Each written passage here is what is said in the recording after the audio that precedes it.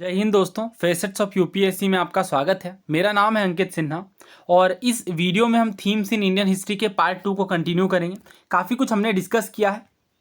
सबसे पहले हमने ये पार्ट जो 1 है उसमें टोटल 4 चैप्टर थे या 4 थीम थी, उसे हमने कवर कर लिया है। अगर हम पार्ट 2 की बात करें तो पार्ट 2 में भी हमने सबसे पहले ट्रेवलर्स वाला चैप्टर कवर किया, भक्ति सूफी ट्रेडिशन को डिटेल में समझा और उसके प्रीवियस ईयर क्वेश्चन भी हमने किए। विजयनगर एम्पायर, जहाँ से अभी रिसेंटली सीडीएस में 2 सवाल और बहुत सारे एग्जाम्स में क्वेश्चन पूछे गए और इसे हमने बहुत अच्छे से कवर किया था। तो काफ़ी अच्छा लगता है जब हमने चैप्टर्स डिटेल में कवर किया और उनसे डायरेक्ट क्वेश्चन निकल करके आया हो एग्जाम में।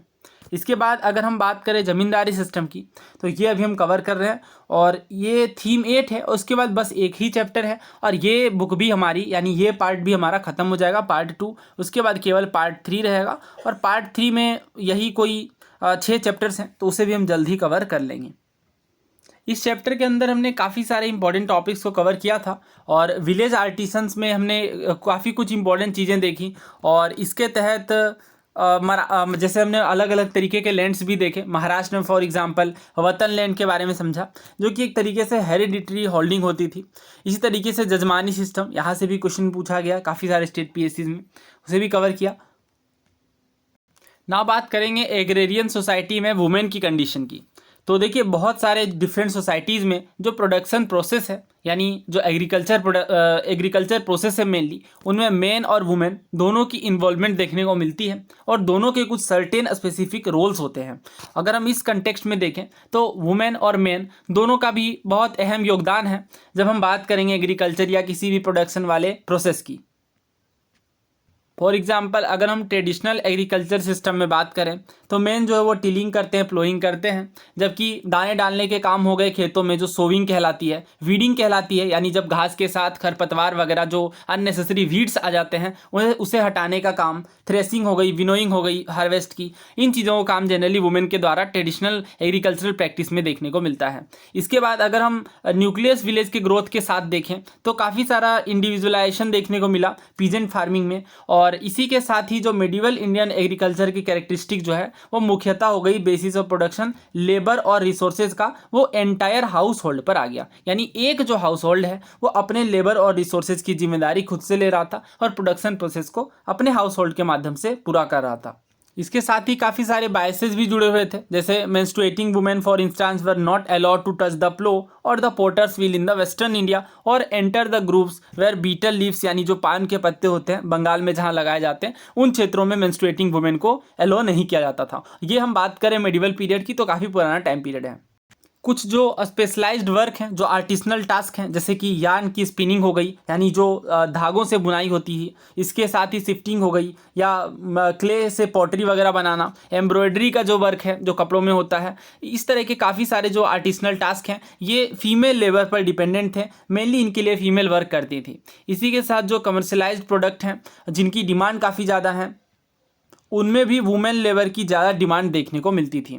इनफैक्ट पीजेंट और आर्टिशन वुमेन जो है वो ना केवल फील्ड्स में वर्क करते थे, बल्कि ये जो एम्प्लॉयर्स के हाउसेज हैं यहाँ पे भी वर्क करते थे और मार्केट्स में भी वर्क करते थे अगर ज़रूरत पड़ती थी तो डेफिनेटली जो एग्रेरियन सोसाइटी है उनमें वुमेन का काफ़ी अहम योगदान है। और इसी के साथ हम देखें वीमेन में तो हाई मोर्टेलिटी जो रेट्स हैं, जो मेल न्यूट्रिशन, फ्रीक्वेंट प्रेगनेंसीज और चाइल्ड बर्थ के दौरान जो डेथ हैं, इन चीज़ों के कारण भी काफ़ी सारी समस्याएं देखने को मिलती हैं और ये हाई मोर्टेलिटी रेट का एक प्रमुख कारण था वीमेन में। और इससे क्या हुआ, एक सोशल कस्टम की इमरजेंस देखने को मिली आर्टिसनल कम्युनिटीज़ में, जो कि काफ़ी अलग थी बाकी एलिट ग्रुप के साथ। और वो क्या थी, वो ये जो बहुत सारे रूरल कम्युनिटीज़ हैं इनमें जो मैरिजेज होती थी इनमें ब्राइड प्राइस की पेमेंट करनी पड़ती थी रादर देन डॉरी की। क्यों? क्योंकि शॉर्टेज ऑफ वाइफ्स थी, तो इस कारण से डॉरी की बजाय ब्राइड प्राइस ही दी जाती थी। इसी तरीके से अगर हम बात करें रीमैरेज की तो जो रीमैरेज है ये दोनों ही साइड से लेजिटिमेट था और ये डाइवोर्स्ड वुमेन हो या विडोड वुमेन हो, दोनों के लिए ही लेजिटिमेट था रीमैरेज। उस टाइम के इस्टेब्लिश सोशल नॉर्म्स के अनुसार जो हाउस होल्ड है ये मेल के द्वारा हेड किया जाता था, और वुमेन जो है वो स्ट्रिक्ट कंट्रोल में मेल मेंबर्स के द्वारा रखी जाती थी फैमिली के अंदर। और कुछ बहुत ही खतरनाक ड्रेकोनियन पनिशमेंट्स भी दिए जाते थे अगर वुमेन के पार्ट में इनफेडिलिटी देखने को मिलती थी। तो अगर वेस्टर्न इंडिया के हम डॉक्यूमेंट्स देखें, राजस्थान, गुजरात, महाराष्ट्र इनके, तो इनमें काफ़ी सारे वुमेन्स के द्वारा पिटीशन दिए गए हैं विलेज पंचायत को कि उन्हें जस्टिस की चाहिए, और ये जस्टिस की डिमांड चारों तरफ से उठी, खास करके वेस्टर्न इंडिया में। और जो वाइफ्स हैं इन्होंने प्रोटेस्ट किया और अपने हस्बैंड्स की इनफिडेलिटी के खिलाफ कि ये वाइफ और चिल्ड्रन की नेग्लेक्ट इनके द्वारा या हस्बैंड के द्वारा की जा रही है। और इस तरीके से जो लेकिन इसमें एक और बात है कि जो मेल के साइड से कभी अगर अविश्वसनीयता है, इनफिडेलिटी है, तो इसे पनिश नहीं किया जाता था, और पंचायत के द्वारा भी यहाँ पे पार्शियलिटी देखने को मिलती थी। इम्पार्शियल यहाँ पे सब कुछ नहीं हो रहा था।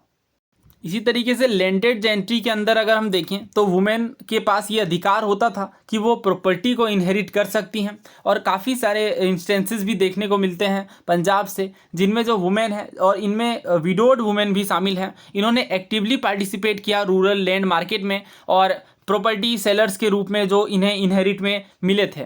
इसी तरीके से हिंदू और मुस्लिम वुमेन जो हैं इन्होंने ज़मींदारीज़ को भी इनहेरिट किया, और ये आज़ाद थी कि उस ज़मीन को बेच सकते हैं या मॉर्गेज भी कर सकते हैं। तो ये इंपॉर्टेंट बात है, इसे आप समझिए अच्छे से, बिकॉज अगर हम और पहले के टाइम पीरियड में जाते हैं, खास करके एंशिएंट टाइम पीरियड में, तो उनमें भी जनरली अगर लाटर वैदिक पीरियड में हम देखें तो इस तरीके की सिचुएशन नहीं देखने को मिलती थी, वुमेन को प्रॉपर्टी में राइट्स नहीं दिए गए थे। बट ये एक इंपॉर्टेंट बात है कि लैंडेड जेंट्री के अंदर वुमेन के पास ये राइट था मिडिवल इंडिया में कि वो प्रॉपर्टी को इनहेरिट कर सकती हैं। और इन्होंने, आप देख सकते हैं, काफ़ी इंपॉर्टेंट जो बात है, जो एक्टिव पार्टिसिपेशन है, खास करके जो लैंड मार्केट में, सेलिंग में, जो प्रॉपर्टीज़ हैं उसे मॉर्गेज करना हो गया, इन चीज़ों में ये पूर्णतः आज़ाद थी। फिगर 8.9 देखिए, पेंटिंग ऑफ शाहजहां हंटिंग नील गाय, और ये बादशाहनामा से लिया गया है। बादशाहनामा, आप बताइए कि किनके द्वारा लिखी गई है। काफ़ी इंपॉर्टेंट बुक है शाहजहां की बायोग्राफी से रिलेटेड, और ये है वो पेंटिंग। नाउ हम उस जीवन को समझेंगे जो कि सेटल्ड विलेजेस से परे है, यानी जिनमें जो सेटलमेंट हो गई है उन विलेजेस के बारे में तो हमने समझा, लेकिन अब इसके अलावा जो फॉरेस्ट वाली लाइफ है, जो ट्राइबल्स लाइफ है, उस लाइफ स्टाइल को समझेंगे। तो देखिए, अगर रूरल इंडिया के अलावा हम देखें जिनमें इंटेंस कल्टीवेशन की जा रही थी, इसके अलावा काफ़ी सारे फॉरेस्ट के बड़े बड़े स्वैथ्स देखने को मिलते हैं, डेंस फॉरेस्ट यानी जंगल देखने को मिलते हैं, और खरबंदी वाली लैंड होती है, जो स्क्रब लैंड होती है, वो भी काफ़ी सारे एग्जिस्ट करते थे, और आज भी करते हैं। Definitely existed all over eastern India, central India, northern India, और ख़ास करके इंडो नेपाल बॉर्डर में जो तेराई वाला क्षेत्र है, झारखंड के अलावा पेनिनसुलर इंडिया में, खास करके वेस्टर्न घाट्स के पास और डेक्कन प्लेटू में, इन जगहों में काफ़ी सारे स्क्रब लैंड और डेंस फॉरेस्ट देखने को मिलते हैं। हालांकि उस टाइम के हिसाब से अंदाज़ा लगाना तो काफ़ी मुश्किल है कि कितनी परसेंटेज रही होगी इन जंगल वाले फॉरेस्ट कवर एरियाज़ की, लेकिन फिर भी एक अंदाज़ा लगाया जाता है कि ऑलमोस्ट 40% जो है ये फॉरेस्ट कवर रहा होगा। इसके अलावा फॉरेस्ट ड्वेलर्स की बात करें तो फॉरेस्ट ड्वेलर्स को जंगली कहा जाता था कॉन्टेम्पररी टेक्स्ट में, और बीइंग जंगली का मतलब क्या है, इसका मतलब एब्सेंस ऑफ सिविलाइजेशन नहीं है। और ये जो टर्म है, जो आज के जिस तरीके से इसे यूज किया जाता है, वैसा इसका बिल्कुल भी मतलब नहीं है। ये कोई डेरोगेटरी टर्म नहीं था। जंगली का सिंपल मतलब इतना सा है कि वैसे लोगों की लाइवलीहुड जो कि फॉरेस्ट प्रोड्यूस की गैदरिंग से आती है, या हंटिंग और शिफ्टिंग एग्रीकल्चर से इनकी जो मेन लाइवलीहुड है वो निर्भर करती है। तो इनमें से कौन कौन सी एक्टिविटीज़ थी? अब ये जो एक्टिविटीज़ हैं, जैसे हंटिंग की हो गई या शिफ्टिंग एग्रीकल्चर की हो गई, ये मंथ स्पेसिफिक होती हैं, सीजन स्पेसिफिक होती हैं, यानी सीजन के अनुसार से काम होगा। जैसे एग्जाम्पल से हम समझते हैं, among the Bhils for example spring was reserve for collecting forest produce, यानी स्प्रिंग जो सीजन है इनमें फॉरेस्ट प्रोड्यूस को ये कलेक्ट करते थे। Summer for fishing, the monsoon months for cultivation, and ottoman and winter for hunting. तो इस तरीके से अलग अलग जो सीजन है ये अलग अलग वर्क के लिए स्पेसिफाई किए गए थे, और इस तरीके से जो सीक्वेंस है ये एक तरीके से डिस्टिंक्टिव फीचर देखने को मिला ट्राइबल कम्युनिटी के अंदर। अगर स्टेट के लिए हम देखें, खास करके जो रूलिंग पर्सपेक्टिव है, जो इलीट क्लास है, उसके पर्सपेक्टिव से अगर हम देखें तो जो फॉरेस्ट है वो एक सबवर्जिव प्लेस था। इसका क्या मतलब है, ये एक तरीके से रिफ्यूज के लिए प्लेस था जो ट्रबल मेकर्स थे उनके लिए। जैसे अगर हम बाबर की ही बात सुने तो उन्होंने ये कहा कि jungle provided a good defence behind which the people of the pargana become stubbornly rebellious and pay no taxes. यानी एक अच्छा माध्यम बन गया जिसमें जो परगना के लोग हैं ये टैक्सेस से बच सकते थे। क्यों? क्योंकि ये एक डिफेंस मैकेनिज्म के जैसा वर्क कर रहा था जंगल्स परगना के लोगों के लिए। अब एक्सटर्नल फोर्सेस जो है ये फॉरेस्ट अलग अलग कारणों से जाती हैं। जैसे पहला अगर हम एग्जांपल देखें तो जो स्टेट है उन्हें एलिफेंट्स की ज़रूरत थी आर्मी के लिए, तो पेशकश जो है वो फॉरेस्ट के लोगों पर एक तरीके से बाध्य करते थे उन्हें कि वो एलिफेंट्स की सप्लाई करें। अब ये पेशकश शब्द का क्या अर्थ है? तो पेशकश एक फॉर्म ऑफ ट्रिब्यूट है जो कि मुगल स्टेट के द्वारा कलेक्ट किया जाता था। वेरी वेरी इंपॉर्टेंट, अभी तक फॉर्चुनेटली एग्जाम में नहीं आया बट आगे पूछे जाने की काफ़ी ज़्यादा उम्मीद है। ये परगना तो सिविल सर्विसेज में आया है 2-3 ईयर्स अगो, इस क्वेश्चन को भी डिस्कस कर लेंगे। तो परगना क्या है, एक तरीके से एडमिनिस्ट्रेटिव सब डिवीजन था मुगल प्रोविंस के अंदर।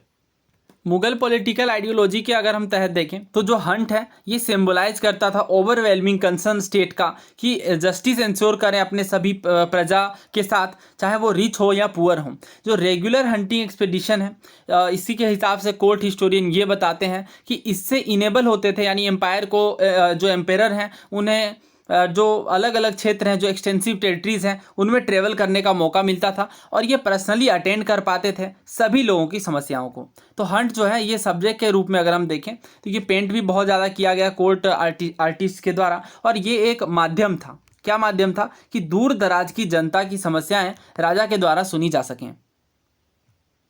एग्रीकल्चर सेटलमेंट्स के लिए फॉरेस्ट की क्लियरेंस, ये 16वीं सेंचुरी की एक बंगाली पोयम है चंडी मंगल, और ये कंपोज की गई मुकंदरम चक्रवर्ती के द्वारा। अब ये जो बुक है ये बहुत ही ज़्यादा इंपॉर्टेंट है। सबसे पहले तो इसकी लैंग्वेज आपको पता होनी चाहिए, बंगाली लैंग्वेज है, और बुक का नाम काफ़ी फेमस है चंडी मंगल, और ये कंपोज की गई है मुकुंदरम चक्रवर्ती के द्वारा। ये आपको याद रखना है। और इसमें बेसिकली ये एक हेरोइक पोयम है जो कि काल केतु पर बेस्ड है, और ये एक किंगडम को सेट करते हैं फॉरेस्ट को क्लियर करके। नाउ इस क्वेश्चन को देखिए, CDS 2019 का क्वेश्चन है। चंडी मंगल जो कंपोज की गई 16वीं सेंचुरी में, ये किस भाषा के अंदर की गई? तो लैंग्वेज आपसे पूछी गई, अभी हमने ये कवर किया ऑथर के नाम के साथ। ये बंगाली पोयम है जो कि एक तरीके के हीरोइक पोयम है। तो सही आंसर क्या होगा? बंगाली। अब ये CDS 2021 का क्वेश्चन है। यहाँ पे भी आप देख सकते हैं चंडी मंगल के बारे में पूछा गया है और ऑथर का नाम पूछा गया, तो काफ़ी आसान हो जाता है ये, और एटलीस्ट 2 ऑप्शन तो एलिमिनेट हो ही जाते हैं। जैसे अभी हमने ये पढ़ा मुकुंदरम चक्रवर्ती जी की है चंडी मंगल, तो 2 जो है वो C के साथ जाएगा, यानी हमारे पास B और C बचते, राइट। तो काफ़ी आसान हो जाता है इस तरीके से एलिमिनेट करना। वैसे इसका सही आंसर जो है वो ऑप्शन B है। वृंदावन दास जी जो हैं ये चैतन्य मंगल के ऑथर हैं, जो कि श्री कृष्ण चैतन्य महाप्रभु जी के जीवनी पर आधारित है। इसी तरीके से अगर हम देखें कृष्णदास कविराज जी के द्वारा, तो ये लिखी गई है चैतन्य चरितमृत, और इसके बाद मुकुंदरम चक्रवर्ती का ये हमने ऑलरेडी कवर किया चंडी मंगल, और रामेश्वर भट्टाचार्य के द्वारा शिव संकीर्तन। तो सही आंसर क्या है? Option B। सो इतना कुछ हमने कवर कर लिया है, और इसके बाद हम काफ़ी इंपॉर्टेंट चीज़ें ऑलरेडी आगे चल के कवर करने वाले हैं। ऑलरेडी हमने काफ़ी कुछ इंपॉर्टेंट कवर किया भी है। जैसे अगर ये सोर्स 4 की बात करें, trade between the hills type and the plains, ये चीज़ें भी हम समझेंगे। और जिस तरीके से क्वेश्चन बनते हैं कि अभी हमें सोर्स किस तरीके से कवर करना है, तो अगर कोई बुक वगैरह का नाम दिख जाए या अगर कोई नई टर्मिनोलॉजी दिख जाए तो वहाँ पर आपको फोकस करना है, क्वेश्चन वहीं से बनेंगे। सो उम्मीद है आपको इस वीडियो सीरीज से हेल्प मिल रही होगी। आपने राय अथवा विचार कमेंट करके बताएं। धन्यवाद। जय हिंद।